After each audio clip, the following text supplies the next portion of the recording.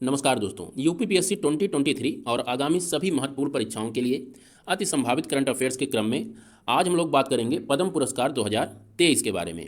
यहाँ एक बहुत ही इंपॉर्टेंट फैक्ट याद रखिएगा कि भारत रत्न की गणना पद्म पुरस्कारों के अंतर्गत नहीं की जाती। ये एक अलग सेपरेट कैटेगरी है और भारत का सर्वोच्च असैन्य नागरिक पुरस्कार भारत रत्न है। इसके बाद भारत रत्न के बाद भारत सरकार द्वारा दिए जाने वाले सर्वोच्च पुरस्कारों में पद्म पुरस्कारों का नंबर आता है। पद्म पुरस्कारों के अंतर्गत अगर सर्वोच्च पुरस्कार की बात करें तो पद्म विभूषण है, फिर पद्म भूषण है और फिर पद्म श्री है। अगर आपसे कभी ये पूछा जाए क्वेश्चन कि भारत का सर्वोच्च पद्म पुरस्कार कौन सा है, तो उत्तर आप पद्म विभूषण लगाइएगा, नहीं तो आपका उत्तर हो जाएगा गलत। अगर आप चुनते हैं भारत रत्न को तो उत्तर हो जाएगा गलत, क्योंकि भारत रत्न पद्म पुरस्कारों की श्रेणी में नहीं आता। ये एक अलग श्रेणी है भारत रत्न की, तो ये फैक्ट आप ध्यान रखिएगा। अब आइए बात कर लेते हैं इससे संबंधित करंट अफेयर्स की। तो इस साल भारत रत्न पुरस्कार किसी को भी नहीं दिया गया है, एक भी भारत रत्न पुरस्कार नहीं दिया गया है। अगर पद्म पुरस्कारों की बात करें तो इस साल पद्म पुरस्कार टोटल 106 दिए गए हैं। ये आपको 106 याद रखना है। इसके साथ ही साथ बहुत ही इंपॉर्टेंट फैक्ट है, 109 व्यक्तियों को दिया गया है ये पद्म पुरस्कार इस बार। अगर पुरस्कार पूछे कि कितने पद्म पुरस्कार दिए गए हैं तो 106, कितने व्यक्तियों को दिए गए हैं तो 109 व्यक्तियों को ये पद्म पुरस्कार दिए गए हैं। क्योंकि इस बार 3 पद्म पुरस्कार युगल को दिया गया है, यानी जोड़ों को दिया गया है। तो इस तरह से अगर आप 106 में 3 और जोड़ देंगे तो 109 हो जाएगा। ये हो जाएंगे व्यक्ति।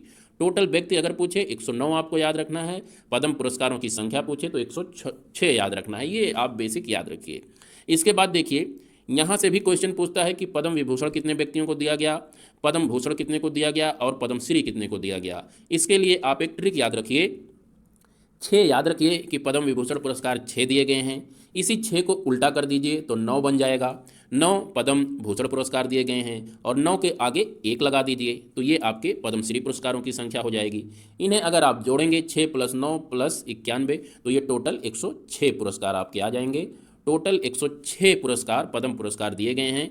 ये ध्यान रखिएगा, केवल आपको 6 रखना है। उसके बाद 6 को उल्टा कर दीजिए और 9 के आगे 1 लगा दीजिए तो टोटल ये संख्या आ जाएगी पद्म पुरस्कारों की। सबसे बड़ा पुरस्कार पद्म विभूषण जो कि 6 है, उसके बाद पद्म भूषण 9 है इसको उल्टा करने पर, और फिर सबसे लास्ट में पद्मश्री 9 के आगे 1 लगा दीजिए तो ये इनकी संख्या हो गई। ये आपको याद रखना है।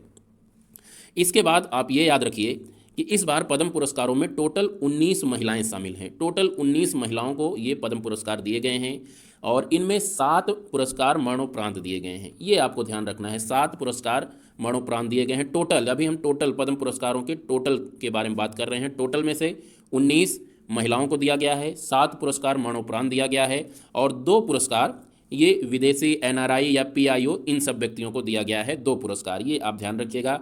तो 19, 7 और 2, ये आप ध्यान रखिएगा। महिलाओं को 19 और मरणोपरांत 7 और उसके बाद विदेशी या NRI को 2 पुरस्कार, ये आप याद रखिएगा जो पूछा जा सकता है। अब इसके बाद दोस्तों हम लोग बात कर लेते हैं पद्म विभूषण पुरस्कार की। पद्म विभूषण के बारे में थोड़ा डीप में देख लेते हैं। तो ये 6 पुरस्कार दिए गए हैं, अभी हमने बात किया। इन 6 पुरस्कारों को आप एक कोड के जरिए याद रख सकते हैं कि उन व्यक्तियों का क्या नाम है जिन्हें ये पद्म विभूषण पुरस्कार दिया गया है। तो इसमें आप याद रखिए मुलायम बालम कृष्णा निवास झा। मुलायम बालम कृष्णा निवास झा। यहाँ पर मुलायम का मतलब हो गया मुलायम सिंह यादव, बालम में बाल से मतलब हो गया बालकृष्ण दोषी, और माँ का मतलब हो गया दिलीप महल नोबिस। ये आपको ध्यान रखना है, दिलीप महला नोबिस। उसके बाद कृष्णा का मतलब हो गया SM कृष्णा, और निवास का मतलब श्रीनिवास वर्धन, और जा का मतलब हो गया जाकिर हुसैन। तो आपको इसी क्रम में ये कोड याद रखना है, मुलायम बालम कृष्णा निवास जा। इसमें से एक इंपॉर्टेंट फैक्ट ये भी ध्यान रखिए दोस्तों कि ये जो मुलायम बालम है, यानी ये इन 3 व्यक्तियों को मरणोपरांत दिया गया है। ये आपको ध्यान रखना है। 6 व्यक्तियों में पद्म विभूषण टोटल 6 पुरस्कार दिए गए हैं, 6 व्यक्तियों को दिए गए हैं। तो इन 6 व्यक्तियों में 3 पुरस्कार मरणोपरांत दिए गए हैं और 3 पुरस्कार अभी ये लोग जिंदा हैं, हम अभी जिंदा हैं। तो ये आप ध्यान रखिएगा, ये 3 लोग हैं अभी ये जिंदा हैं और ये 3 लोग हैं, ये 3 लोगों की मृत्यु हो गई है, मृत्यु पर्यंत दिया गया है। तो मुलायम बालम ये लोग मर चुके हैं और कृष्णा निवास झा ये लोग अभी जिंदा हैं। तो इस तरह से आप ये 6 पुरस्कार पद्म विभूषण पुरस्कारों के अंतर्गत याद रखिएगा। इसके बाद यहीं से एक फैक्ट और आप याद रखना है, ये किस किस क्षेत्र से बिलोंग करते हैं। तो मुलायम सिंह यादव सार्वजनिक मामले उत्तर प्रदेश से हैं, ये आपको याद रखना है। बालकृष्ण दोषी की अगर बात करें तो ये आर्किटेक्ट के क्षेत्र से बिलोंग करते हैं, वास्तुकला के क्षेत्र से और गुजरात के हैं। इसके बाद अगर दिलीप महलानोबिस की बात करें तो ये चिकित्सा के क्षेत्र से आते हैं और बंगाल के हैं। इसके बाद अगर बात करें हम जाकिर हुसैन की तो इन्हें कला के लिए दिया गया है, ये महाराष्ट्र के हैं। और फिर अगर एस.एम. कृष्णा की बात करें तो ये भी सार्वजनिक मामले नेता हैं, कर्नाटक से आते हैं। और इसके बाद श्रीनिवास वर्धन की अगर बात करें तो ये विज्ञान और इंजीनियरिंग क्षेत्र से आते हैं, अमेरिका के रहने वाले हैं। यहाँ पर आप ध्यान दीजिएगा कि ये भारतीय मूल के अमेरिकी निवासी हैं। तो इस तरह से हमने बात किया था 2 विदेशियों को मिला है, उनमें से एक ये हैं। इसी तरह से हमने बात किया था कि 7 लोग हैं टोटल पुरस्कारों में जिन्हें मरने के बाद दिया गया, तो उन 7 लोगों में से 3 लोग ये हैं, मुलायम बालम। ये आप ध्यान रखिएगा। ये बात हो गई पद्म विभूषण की। इसके बाद अब बात कर लेते हैं पद्म भूषण की। तो पद्म भूषण की अगर बात करें तो पद्म भूषण पुरस्कार अभी बताया हमने कि 9 लोगों को दिया गया है। इन 9 लोगों में से कुछ प्रमुख जो व्यक्ति हैं उनके नाम आप याद रखिए। जैसे सबसे प्रमुख व्यक्ति इनमें है जिसे आपका नाम याद रखना है तो कुमार मंगलम बिरला, इनका नाम याद रख लीजिएगा, इन्हें मिला है पुरस्कार। इसके बाद सुधा मूर्ति का नाम आपको नहीं भूलना है, इन्हें मिला है। अभी हमने बात किया कि टोटल पद्म पुरस्कार 19 महिलाओं को मिला है, तो उन 19 महिलाओं में एक महिला ये भी हैं, सुधा मूर्ति, इन्हें आपको याद रखना है। इसके बाद जो कुछ और इम्पॉर्टेंट नाम हो सकते हैं जिन्हें पद्म भूषण पुरस्कार मिला है तो उन्हें भी देख लेते हैं जल्दी जल्दी, जो इम्पॉर्टेंट है। तो इनमें से बात कर लिया हमने, कुमार मंगलम बिरला व्यापार उद्योग के लिए दिया गया है। इसके साथ ही साथ आप याद रखिए सुमन कल्याणपुर, इनका नाम याद रखिएगा, ये कला के लिए महाराष्ट्र की हैं। और कमलेश डी पटेल आध्यात्मिकता के क्षेत्र में इन्हें दिया गया है, तेलंगाना के हैं ये कमलेश डी पटेल। तो ये कुछ नाम हैं। स्वामी चिन्ना जियर इनका नाम है, आध्यात्मिकता के लिए इन्हें भी दिया गया है। वाड़ी जयराम का नाम याद रखिएगा, कला के लिए तमिलनाडु से। तो इस तरह से आप ये एक बार सरसरी निगाह से बस इन पर नज़र दौड़ा लीजिए, आपको 9 के 9 रटने की ज़रूरत बहुत ज़्यादा नहीं है, पद्म विभूषण वाले आपको याद होने चाहिए। इसके बाद पद्म श्री पुरस्कारों की अगर बात करें तो पद्म श्री पुरस्कार 91 लोगों को दिया गया है। तो अब 91 लोगों की लिस्ट तो आपको याद नहीं करनी है, इनमें से कुछ इंपॉर्टेंट का नाम आप याद रख लीजिए। जैसे रवीना टंडन, कला के क्षेत्र में इन्हें दिया गया है। उसके साथ संगीतकार MM केरावानी, जिन्हें अभी हाल में ऑस्कर मिला है, उन्हें दिया गया है। उसके बाद रसना के संस्थापक आरिज खबट्टा, इन्हें भी पद्मश्री दिया गया है। उसके बाद राकेश झुनझुनवाला, ये कुछ व्यक्ति हैं इंपॉर्टेंट जिन्हें पद्मश्री पुरस्कार दिया गया है। 91 लोग हैं इस पुरस्कार के, तो उनमें से कुछ इंपॉर्टेंट एक बार आप लिस्ट देख लीजिएगा। उसके साथ ही साथ यहाँ पर भी ये कुछ इंपॉर्टेंट पद्मश्री पुरस्कार पाने वाले लोगों की सूची दी हुई है, जिसमें सुभद्रा देवी का नाम याद रखिए। उसके साथ साथ ये आनंद कुमार का नाम आप याद रखिएगा, ये वही सुपर 30 कोचिंग जो चलाते हैं, पटना के रहने वाले जो शिक्षक हैं वही हैं ये अनंत कुमार। इन्हें साहित्य एवं शिक्षा के क्षेत्र में दिया गया है, इनका नाम याद रखिएगा। इसी तरह से आप याद नाम रखिएगा विश्वनाथ प्रसाद तिवारी, साहित्य एवं शिक्षा के क्षेत्र में ये भी हैं, इनका नाम याद रखिएगा। तो ये कुछ इंपॉर्टेंट नाम हैं, इन्हें आप बस सरसरी निगाहों से देख लीजिएगा। इसमें जो उत्तर प्रदेश का है वो हमारे लिए ज़्यादा इंपॉर्टेंट है, तो उसकी लिस्ट अभी हमने अलग से बनाई है, चलिए उसे देखते हैं। अब देखिए टोटल पद्म पुरस्कारों की अगर बात करें तो टोटल पद्म पुरस्कारों में उत्तर प्रदेश के कौन कौन से लोग हैं उन्हें देख लेते हैं।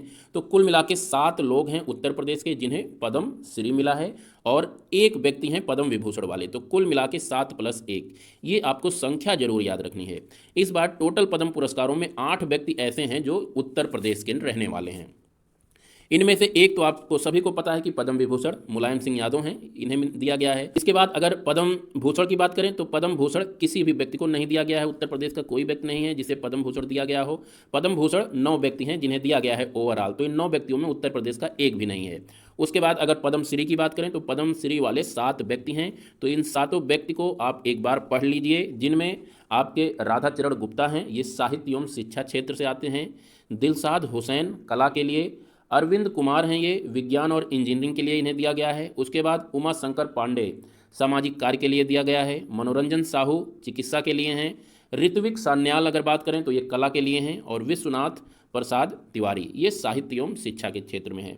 तो यहाँ से क्वेश्चन एक तरफ नाम दे देगा और दूसरी तरफ उनका क्षेत्र दे देगा, आपको मिलान करने के लिए पूछा जा सकता है। तो यहाँ से आप ये कुछ का ध्यान रखिएगा, याद कर लीजिए इन 7 में से। जैसे विश्वनाथ प्रसाद तिवारी, तो ये साहित्य एवं शिक्षा के लिए आप इनको तैयार कर लीजिए। इसमें से जितने भी साहित्य एवं शिक्षा वाले हैं वो आप तैयार कर लीजिए। जैसे एक राधाचरण गुप्ता है, तो गुप्ता जी साहित्य एवं शिक्षा के क्षेत्र से आते हैं। इसके बाद अगर बात करें आपके विश्वनाथ प्रसाद तिवारी, ये साहित्य एवं शिक्षा के क्षेत्र से आते हैं, तो इन दो का आप नाम याद रख लीजिए। गुप्ता जी और तिवारी जी, ये दोनों साहित्य और शिक्षा के क्षेत्र में आते हैं, पढ़ने लिखने में आगे हैं। या राधा का नाम याद रख लीजिए कि राधा और विश्वनाथ ये दोनों पढ़ने लिखने में आगे हैं, शिक्षा के क्षेत्र से आते हैं।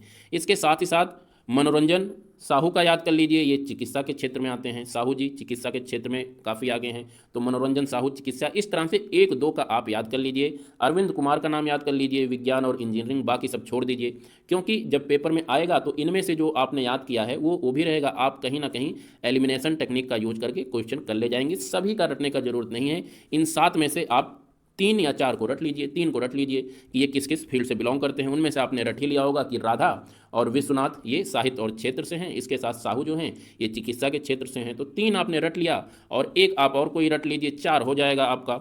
उमा शंकर पांडे को रट लीजिए, पांडे जी सामाजिक कार्य बहुत ज़्यादा करते हैं। इस तरह से करके आप 4 रट लीजिए, जब क्वेश्चन आएगा तो आप एलिमिनेशन के जरिए उसे कर पाएंगे। तो ये रहा आज का इम्पोर्टेंट टॉपिक, पद्म विभूषण पुरस्कार। यहाँ से क्वेश्चन अगर आएगा तो जितना भी हम लोगों ने डिस्कशन किया है इससे बाहर नहीं आएगा। और ये रवीना टंडन जी को याद रखिएगा। और अगर अच्छी लगे वीडियो तो सब्सक्राइब, लाइक और शेयर करें। फिर मिलते हैं अगली वीडियो में, तब तक के लिए नमस्कार।